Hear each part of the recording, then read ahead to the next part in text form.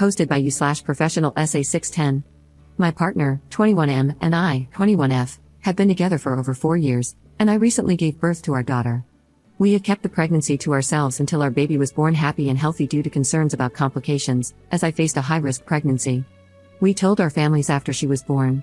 While my family was ecstatic, his family questioned if we hid it for ulterior motives. They've always strongly disliked me and believe I'm only with their son for money.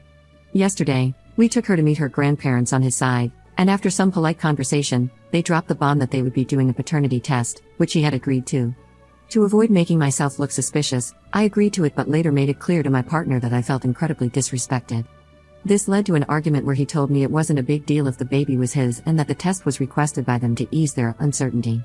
Fast forward to today, I was having lunch with my mother and told her about the incident, which left her pissed off and calling my partner a couple of names for insinuating that I could have cheated. My mother ended up telling my grandparents, who, in a rage, told him they would no longer accept him in their house for disrespecting me in such a way when the child is practically his twin.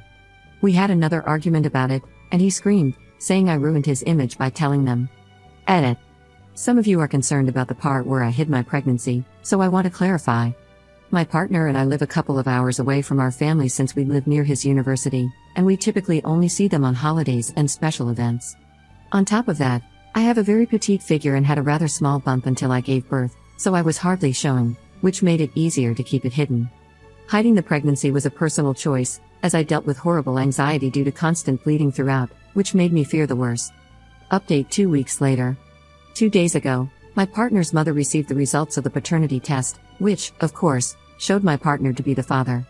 They immediately called him, super ecstatic and ready to take their place in my daughter's life.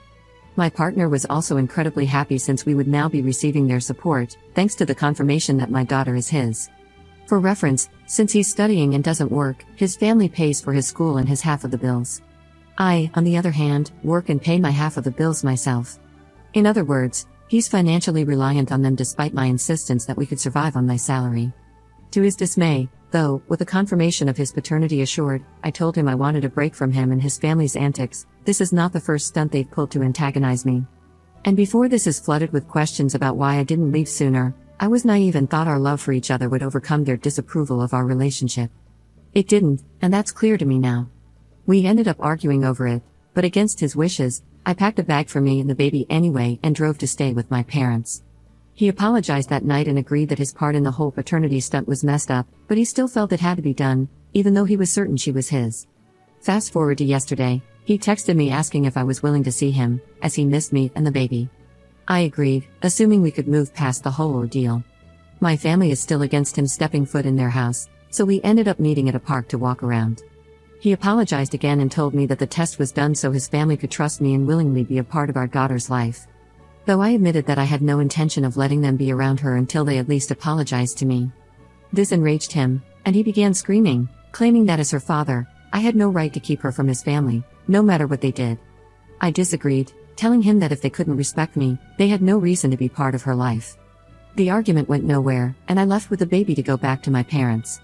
He has since been texting and calling me, saying that he'd take me to court if I deprive his family of access to her. I don't think my position on the matter is wrong, but to him, I'm the jerk for it. Edit. Before any more comments are made about my position regarding his parents, there's more to it than just the test. I had always stressed to my partner that I wanted his mother, specifically, at a distance from our child. This was due to how horribly she treated us both during the first year of our relationship, prior to us moving out together. Secondly, the woman is bipolar and abused my partner, both physically and mentally, when he was growing up, due to his ADHD and being more hyper. This is what he told me, at least. Knowing this, I'm obviously wary of his mother being around my daughter. The paternity test was just the final straw for me. Second update 9 months later. I wasn't planning to update, but upon seeing all the requests, I figured I'd do one. Since my last update, which was around 9 months ago, a lot has happened. As if the paternity test, awful in-laws, and disrespect weren't enough, my partner was also cheating on me. According to him, it was all emotional and nothing physical, although I find that hard to believe. It turns out these emotional affairs have been going on since I was pregnant, with multiple girls. He got caught after deciding last second to meet up with one of them at 11 p.m. one night. He claims they were just playing poker with a group and weren't alone together. Likely story. He was ignoring my messages and calls, so I called his best friend, thinking he was with him, who gave him away. Since then, we obviously broke up, and I moved in with my family, along with our daughter. Originally, I tried to be the bigger person and consider our daughter before my own feelings, so I decided to co-parent. He would come to see her on weekends, and for a while, it worked. Soon enough, he also moved back to his mother's house after his semester ended, claiming our place was too expensive for him to pay for alone. This, although maybe not a lie, wasn't his real reason for moving.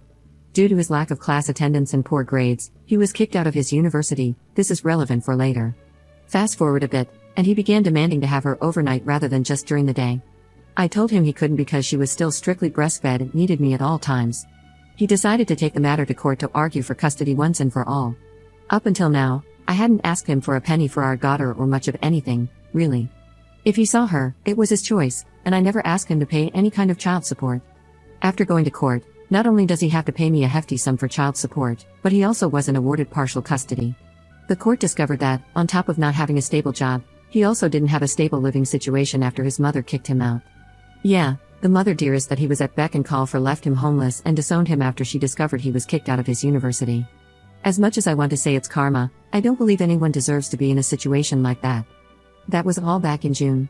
Now, he and I are doing better. He's moved into a studio, and we agreed that he could have her every other week, plus on his off days from work. Admittedly, it's been hard not to break down whenever he's around me. I still feel a lot of the pain from discovering that I endured so much, only for him to seek solace with other women.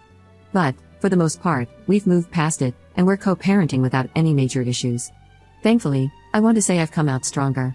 Our daughter has become my main focus, and I've even advanced in my career to a point where I can live rather comfortably.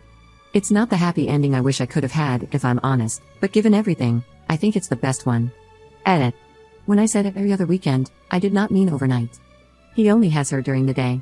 In total, he has her about 8 days a month, just during the day. It's not 50-50 custody, as he still has no rights over her other than visitation. While it may not seem wise to abide 100% by the court rulings, my daughter adores her father. And while he may have been a cheating partner, he hasn't been a bad father. If this decision comes back to bite me, so be it, but my daughter deserves to have her father around for more than 4 days a month. This doesn't mean he and I will get back together. I've made it clear that's never happening.